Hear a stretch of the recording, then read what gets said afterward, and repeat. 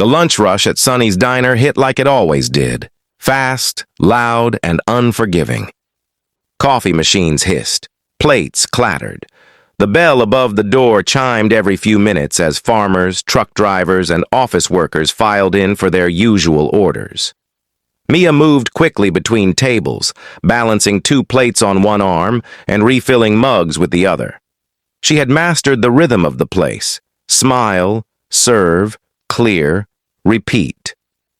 She needed the job. Every tip mattered. College applications sat half-finished on her bedroom desk at home, waiting for money she wasn't sure would come. When the diner door opened again, the sound was heavier this time. Boots, thick road-worn boots.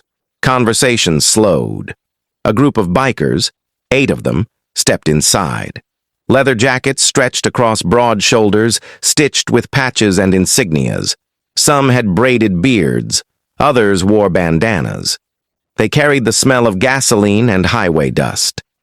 The room shifted. A couple near the window exchanged uneasy glances. One woman quietly asked for her check.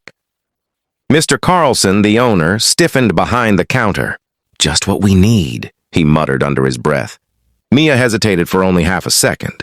Then she grabbed 8 menus. "Good afternoon," she said brightly, walking over. "You can sit anywhere you're comfortable." The man who seemed to lead the group, gray beard, calm eyes, nodded politely. "Thank you, ma'am." They slid into booths carefully as if trying not to take up too much space. Their voices stayed low. They ordered pancakes, burgers, fries, and an impressive amount of coffee. Every request came with a please. Every refill earned a thank you. One of the younger bikers noticed a toddler staring wide-eyed from the next table and gave a small, harmless wave. The child waved back. Still, whispers traveled faster than kindness. By the time the food arrived, 2 regular customers had paid early and left. Mr. Carlson's jaw tightened more with each departing guest. But the bikers simply ate. They complimented the cooking. They stacked their plates neatly when they finished. When Mia brought the check, $78.46, the gray-bearded man tucked cash inside the presenter and handed it back with a quiet smile. "Keep being you," he said. After they stood and walked out, Mia opened it. Her breath caught. 5 crisp $100 bills. Her hands trembled as she hurried outside. "Sir, this is too much." The man turned beside his motorcycle. "We ride to raise money for veterans," he said gently. "We know what it feels like to be judged before someone says hello. You treated us like people."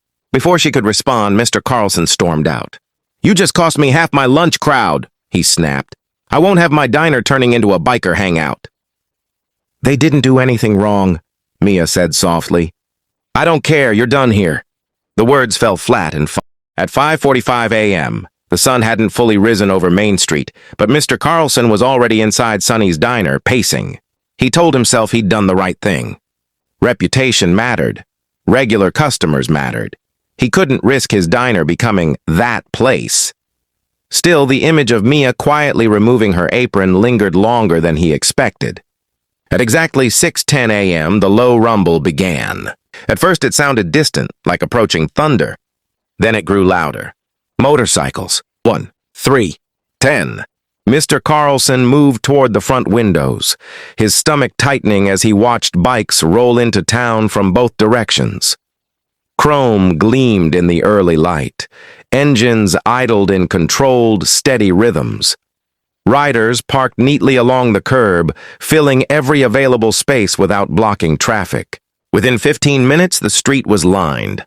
Over 100 bikers stood outside. Pedestrians stopped to stare. Shop owners peeked from their doors. Phones came out to record. Mr. Carlson's pulse pounded. Then the diner door opened. The first group stepped inside calmly. They removed their helmets, waited quietly to be seated. "Table for 2, one said politely. More followed. "Coffee, please." "Whenever you're ready." "Take your time." They filled every booth, every stool, every corner of the diner. No shouting, no chaos. Just steady, patient presence. When the last seat was taken, the rest formed a line outside that stretched halfway down the block. By 7:30 a.m., Sonny's was busier than it had been in years. Orders flew into the kitchen. Pancakes sizzled. Bacon snapped on the griddle.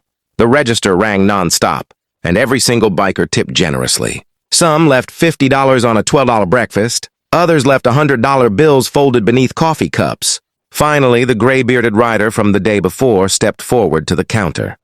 "We heard one of your waitresses was fired," he said evenly. Mr. Carlson swallowed. She made customers uncomfortable. The rider studied him for a moment, not angry, just steady. "She made us feel welcome." He placed a thick envelope on the counter. Inside were papers, a signed lease agreement for the empty storefront 2 doors down. "We believe businesses should stand for something," he said. "So we decided to build one that does." Word spread faster than the motorcycles had arrived. By noon, the entire town was buzzing. Social media posts, photos, stories about the fired waitress who had shown simple kindness. That afternoon, Mia's phone rang. "Ma'am," came the familiar voice, warm and certain. "How would you feel about managing a restaurant?" A month later, Second Chance Cafe opened its doors. Veterans ate free on Mondays. First responders received discounts. And anyone, no matter how they looked, was greeted with the same smile Mia had always given. On opening day, the line wrapped around the block. As for Sonny's, it stayed open. But in a small town, people remember who stood for kindness and who didn't.